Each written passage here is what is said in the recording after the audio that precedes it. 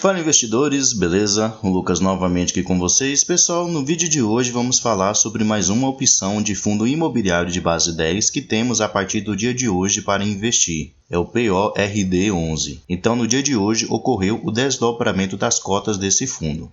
Dessa maneira, ele começou a ser negociado aqui como base 10. No momento está sendo negociado a R$ 9,26. Por causa do seu desdobramento, alguns indicadores ficam aqui bastante bagunçados, né?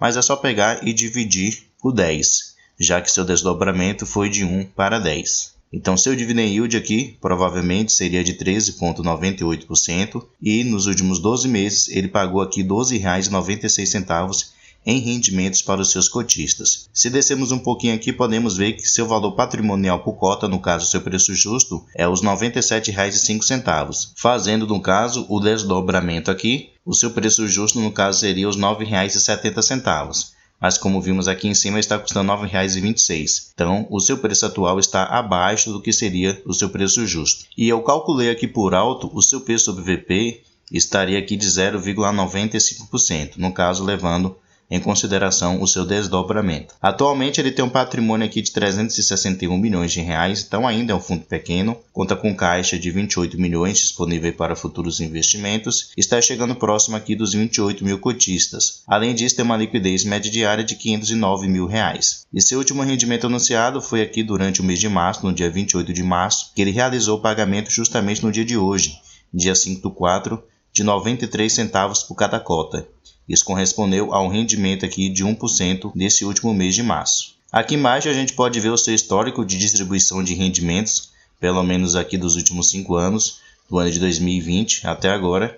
Por ser um fundo de papel, né, ele oscila bastante os seus rendimentos, mas se pegarmos aqui por alto, podemos ver que ele sempre tem conseguido pagar aqui entre 90 até acima de R$1. Então ele paga bons rendimentos aos seus cotistas. Aqui no seu último relatório gerencial, que é do mês de fevereiro, vamos conferir algumas informações sobre esse ativo. Como eu já mencionei, ele é um fundo de papel. Aqui podemos ver que ele cobra uma taxa de administração de 0,90% ao ano, cobra também uma taxa de performance de 15% sobre o que exceder o yield diário do IMAB. Aqui também podemos ver que sua gestão é feita pela Apollo Capital Gestão de Recursos. Aqui podemos ver o seu demonstrativo de resultados correspondente ao mês de fevereiro de 2024. Então podemos ver que ele teve receitas aqui de juros dos seus CRIs e também ganhos realizados dos seus fundos imobiliários. Então no final, ele teve uma receita bruta aqui de R$ 3,8 milhões. Suas despesas somaram o valor de R$ 327 mil. Então no final ele ficou com um resultado líquido de R$ 3,4 milhões. E ele distribuiu em rendimentos exatamente o valor que ele gerou, que foi de R$ 3,4 milhões. Lembrando que o mês de fevereiro, por ter menos dias úteis, né, do que o mês de janeiro, ele teve aqui uma receita menor com respeito aos seus CRIs. Aqui podemos ver os seus ativos que atualmente ele tem. Então, seus principais investimentos, como eu mencionei, está aqui nos seus CRIs. E ele faz uma divisão, né, desses CRIs entre CRIs corporativos, sênior e único, e também CRIs pulverizados da série única, série sênior e também mezanino. Aqui também podemos notar que 11% do seu patrimônio está investido em cotas de outros fundos imobiliários e 11% está disponível em caixa. Aqui ao lado a gente pode ver o segmento de atuação dos seus principais devedores. Então se destaca em especial empresas do setor de construção, também pulverizado imobiliário, ele tem aqui a sua porcentagem em outros fundos imobiliários, também tem empresas do setor industrial, de varejo, saúde, serviços, laje corporativa, turismo e energia. Descendo mais um pouquinho aqui a gente pode ver a sua exposição por indexador, no caso dos seus CRIs. Então ele tem aqui como seu principal indexador o índice IPCA, 54% dos seus CRIs estão indexados a ele. Ele tem uma porcentagem também de 40% dos seus CRIs indexados ao índice CDI e 5% indexados ao índice IGPM. Então podemos ver que ele consegue balancear muito bem entre o índice IPCA e o índice CDI. Ele não fica dependente de apenas um dos seus indexadores. Eu pelo menos acho isso muito bom. Aqui ao lado também podemos ver a taxa média dos seus CRIs, tanto indexados ao índice CDI como ao índice IGPM e também ao índice IPCA. Então, os seus CRIs que estão indexados ao índice CDI tem uma taxa média aqui de 4,54%, que é uma taxa considerada moderada para um pouco mais arriscada. Ele tem também IPCA mais 7,48%, que já é uma taxa muito boa, considerada aí de ativos relativamente seguros, e também de IPCA mais 8,17%, que também é uma taxa muito boa. Então, só seus ativos que estão indexados mais ao índice CDI aqui, que tem uma taxa um pouco mais elevada. No caso, um risco um pouco maior do que os que estão indexados ao índice PSA. Lembrando, pessoal, que conferir as médias é uma das maneiras que você tem para saber se aqueles ativos, aqueles CRIs, no caso os devedores daqueles CRIs, têm o maior risco de dar algum tipo de calote no fundo ou não.